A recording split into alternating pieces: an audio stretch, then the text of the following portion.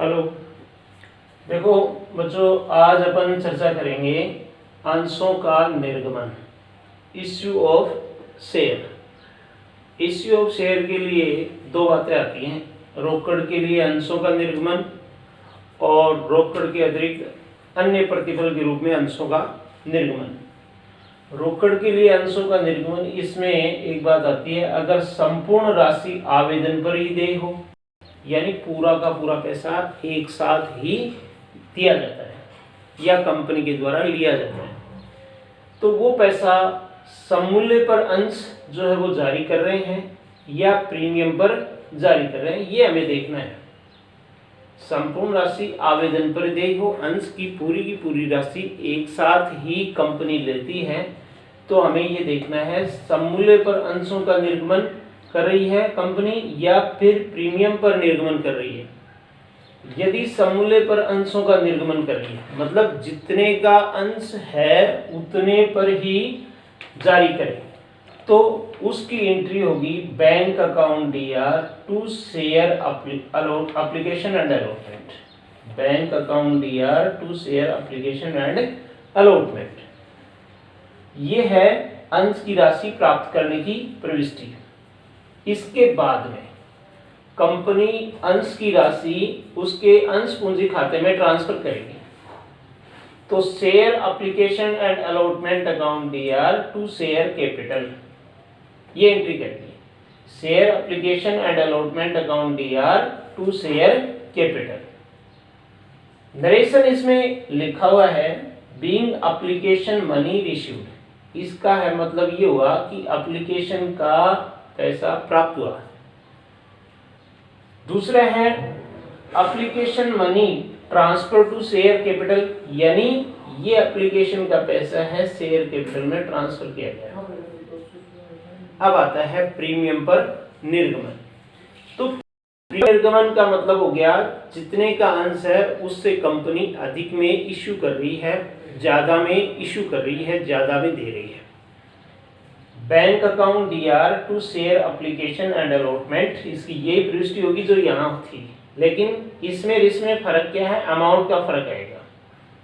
इसमें जितने का शेयर है उतनी राशि आएगी, इसमें जितने का शेयर है उससे अधिक राशि आएगी जितने में जारी कर रहा है। मान लो कि 100 का शेयर है, उसे कंपनी 100 में जारी कर रही है, तब ये एंट्री करनी है, ये 100 के 100 इसमें आ गए। लेकिन यहाँ पर 100 का शेयर है, उसे 110 रुपये कंपनी ले रही है, तो 110 रुपये यहाँ आएंगे। अब दूसरी प्रविष्टि इसकी होगी share application and allotment account DR to share capital to security premium. यहाँ इस एंट्री में जो राशि आएगी उसको वो प्रीमियम के साथ आएगी, यानी प्रीमियम उसके साथ रहेगा। 110 रुपये जो बताया था टू शेयर कैपिटल, वो 100 रुपये इसमें आ जाएगा, और टू सिक्योरिटी प्रीमियम वो 10 रुपये इसमें आ जाएगा, यानी इसका पैसा यहाँ आ जाएगा और इसका पैसा यहाँ आ जाएगा। ये जो पैसा है ये का ये इसमें यहाँ आ जाएगा, 110 रुपये जो मैंने आपको बताए वो इसमें आ जाएंगे, 110 ही इसमें आ जाएंगे।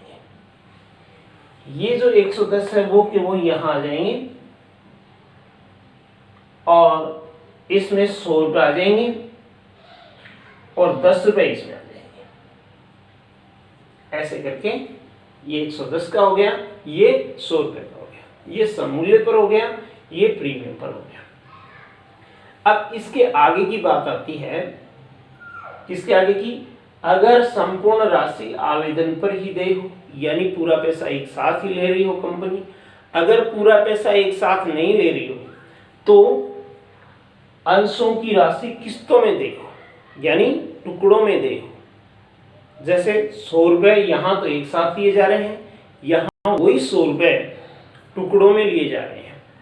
जैसे 50 रुपये पहले ले लिया, उसके बाद में 30 रुपये ले लिए, फिर 20 रुपये ले लिए, इस तरह से, यानी वो पैसा एक साथ में लेकर के किस्तों में लिया जाता है। तो कंपनी किस प्रकार से एंट्री करती है उसको आप यहाँ देखिए।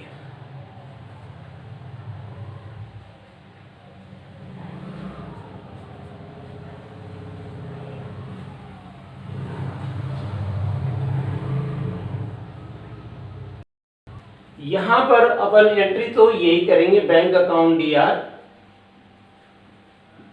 Bank account DR to share application account. इसके साथ अलॉटमेंट नहीं आएगा, अलॉटमेंट क्योंकि ये पैसा एक साथ नहीं लिया जा रहा है। इसके बाद यहां पर लिखेंगे नरेशन इसका, बीइंग एप्लीकेशन मनी रिसीव्ड। इसके बाद इस पैसे को, ये जो पैसा प्राप्त हुआ है एप्लीकेशन का, यानी आवेदन के साथ जो पैसा कंपनी ने प्राप्त किया है, उसको वो अंश पूंजी खाते में ट्रांसफर करेगी। तो वो एंट्री होगी share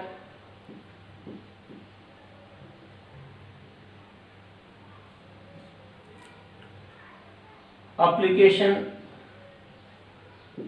account DR to share capital.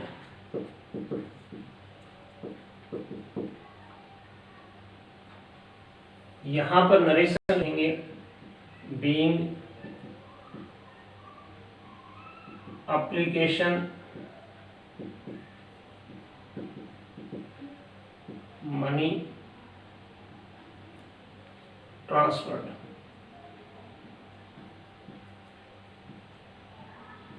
To share capital. Amount इसकी यहाँ आ जाएगी बैंक वाले की, और शेयर एप्लीकेशन की इसकी अमाउंट ये आ जाएगी। ये शेयर एप्लीकेशन है, ये की अमाउंट यहाँ आएगी, जितना पैसा कंपनी प्राप्त करती है इसको शेयर कैपिटल में ट्रांसफर कर देगी, अंश पूंजी खाते में हस्तांतरित कर देगी। आवेदन के बाद में आवंटन देय होता है। इनका एक निश्चित क्रम है, पहले कंपनी, एप्लीकेशन यानी आवेदन, उसके बाद में अलॉटमेंट देय होता है, इसको कहते हैं आवंटन। फिर होता है मांग का पैसा शुरू होता है, फर्स्ट कॉल, इसको कहते हैं प्रथम मांग। उसके बाद होता है सेकंड कॉल, इसका मतलब होता है द्वितीय मांग।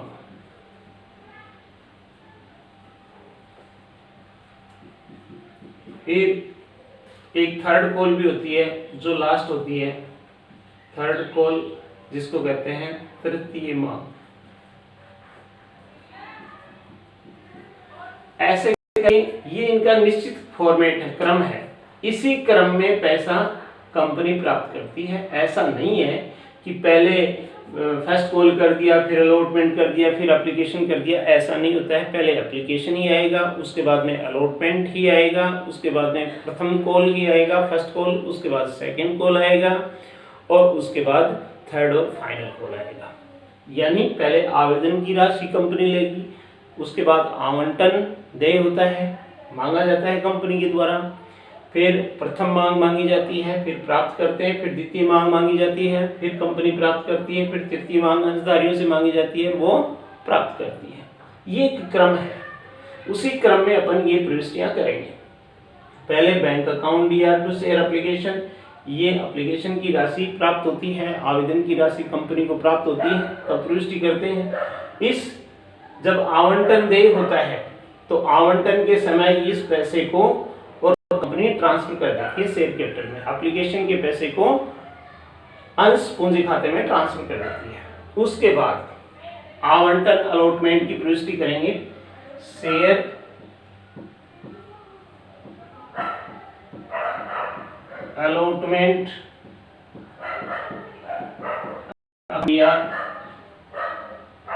टू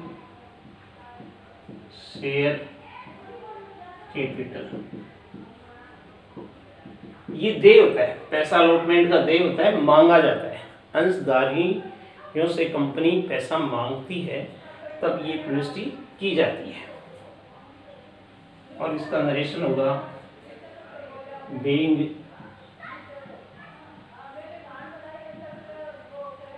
अलॉटमेंट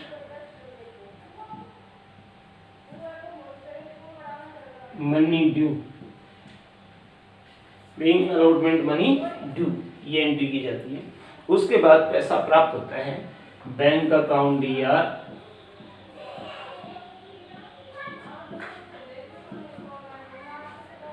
टू शेयर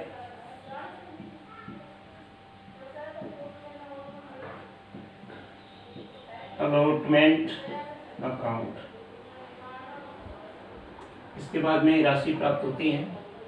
पहले अलॉटमेंट देय होता है, उसके बाद में राशि प्राप्त होती है।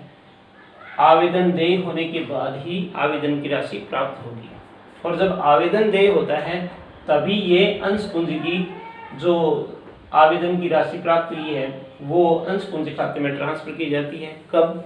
जब आवेदन देय होता है तब। ये दोनों प्रविष्टियां एक ही तारीख को की जाती हैं, एक ही डेट को की जाती है। उसके बाद में पैसा प्राप्त होता है। इस पैसे के प्राप्त होने के कुछ समय बाद कंपनी फर्स्ट कॉल की मांग करेगी। तो फर्स्ट कॉल की जब मांग करेगी उस समय क्या एंट्री करेंगे? तो यहाँ पर देखिए शेयर अलॉटमेंट अकाउंट डेबिट है, वो वहां पर अपन शेयर फर्स्ट कॉल कर देंगे और ये की एंट्री कर देंगे share first call account DR to share capital.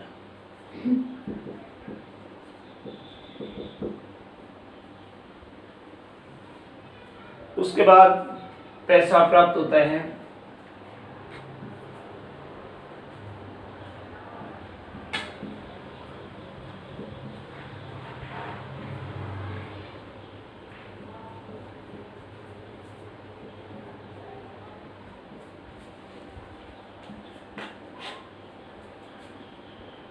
ये क्रम है इनका।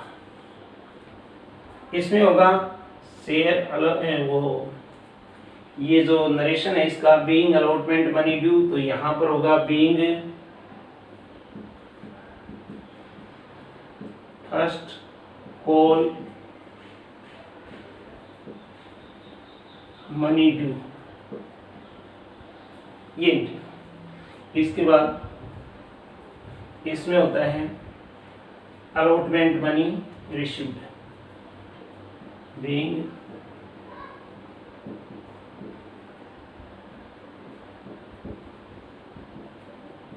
अलॉटमेंट मनी रिसीव्ड, और ये होता है being first call money received.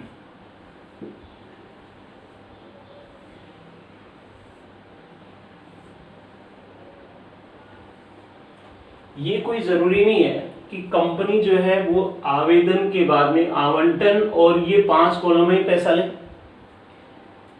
कोई जरूरी नहीं है 5 कॉल में पैसा ले, कंपनी 2 कॉल में भी पैसा ले सकती है, कंपनी 3 कॉल में भी पैसा ले सकती है, कंपनी 4 कॉल में भी पैसा ले सकती है, कंपनी 5 कॉल में भी ले सकती है। लेकिन कंपनी सिर्फ 5 कॉल में ही पैसा ले सकती है, उससे अधिक कॉल में कंपनी पैसा नहीं मांगेगी, कम में मांग सकती है। अब इसके बाद में देखिए ये आता है फर्स्ट कॉल का पैसा। फर्स्ट कॉल के बाद में सेकंड कॉल मांगी जाएगी और वो प्राप्त होगी, तो ये इस एंट्री की तरह हो जाएगा। शेयर फर्स्ट कॉल की जगह सेकंड कॉल आ जाएगा, share second call account DR to share capital, फिर वो प्राप्त हो जाएगा bank account DR to share first की जगह सेकंड कॉल। इसी तरह से थर्ड कॉल भी अगर मांगती है कंपनी तो share third call account DR to share capital, फिर पैसा प्राप्त होगा तो bank account DR to share third call. इस तरह से कंपनी किस्तों में भी ये पैसा प्राप्त करती है। ये आपका पहला टॉपिक कंप्लीट हुआ। कौन सा? रोकड़ के लिए अंशों का निर्माण, यानी पैसे के लिए कंपनी अंश जारी करती है। कंपनी को क्या चाहिए? पैसा चाहिए, कैपिटल चाहिए। उसके लिए कंपनी जो है पूरा पैसा एक साथ लेती है, तो ये प्रविष्टि करती है, वो भी सममूल्य पर। ये ध्यान रखना, सममूल्य पर जारी कर रही है। या प्रीमियम पर जारी करेगा। मतलब जितने का अंश है उतने में ही जारी कर रही है या जितने का अंश है उससे अधिक में जारी कर रही है।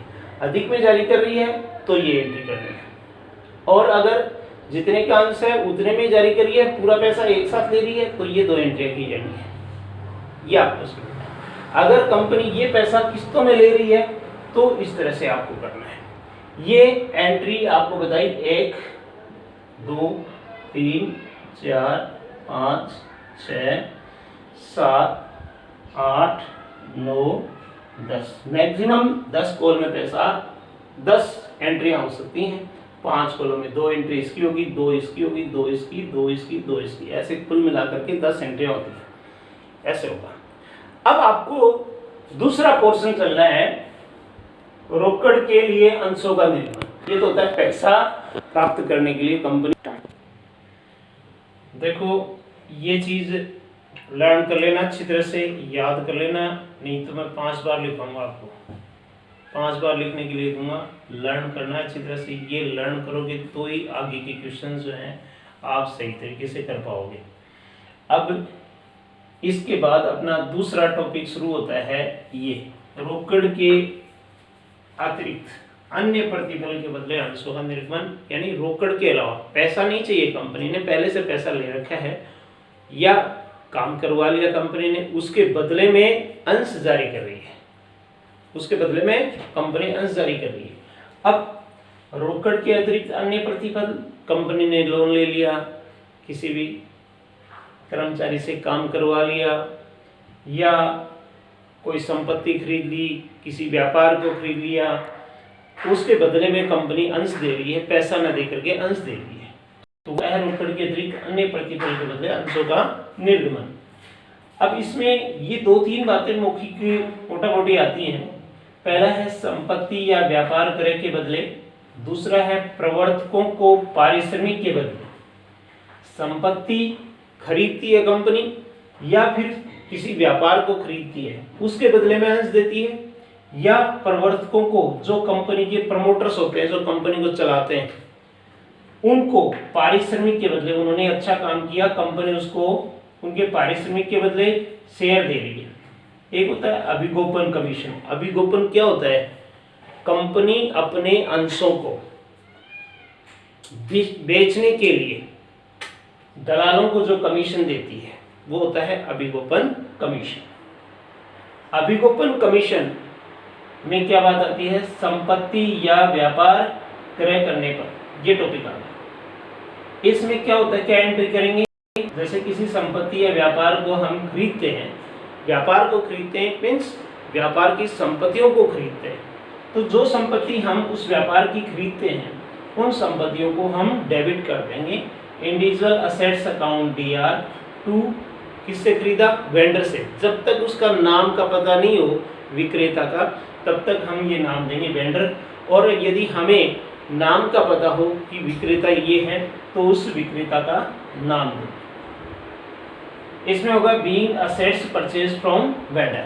हमने क्या किया? परचेज किया असेट्स को, किससे? वेंडर से।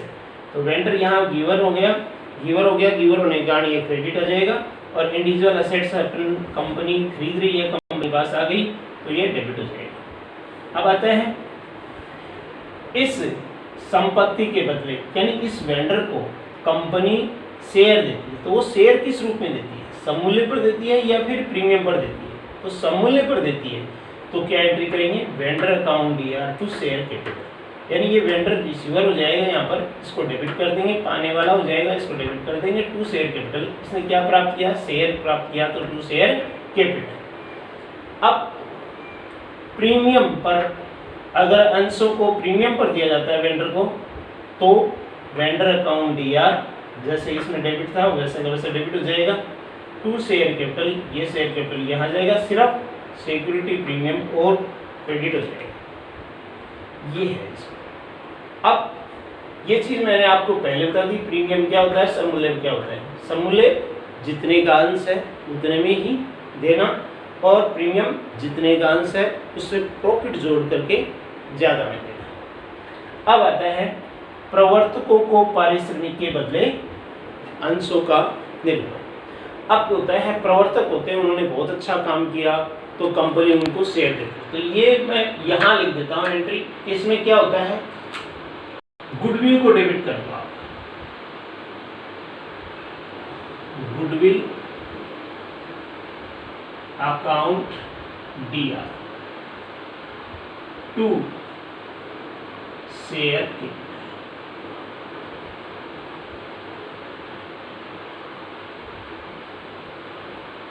ये goodwill account DR to share capital. जब भी प्रवर्तकों को पारिश्रमिक दिया जाता है या जब भी प्रवर्तकों को उनके पारिश्रमिक के बदले अंश दिया जाता है तो goodwill account DR to share capital ये पुष्टि की जाती है। ये टॉपिक आपको याद करने, आज इतना ही, कल अपन इसके आगे के क्वेश्चंस करेंगे। Thank you students for watching this video. अगर अच्छी लगे तो लाइक, कमेंट, शेयर और सब्सक्राइब ज़रूर करें। साथ ही बेल नोटिफिकेशन ऑन कर दें ताकि जैसे ही नई वीडियो अपलोड हो या अपलोड करूं तो आप तक पहुंच सके। Stay home, stay safe.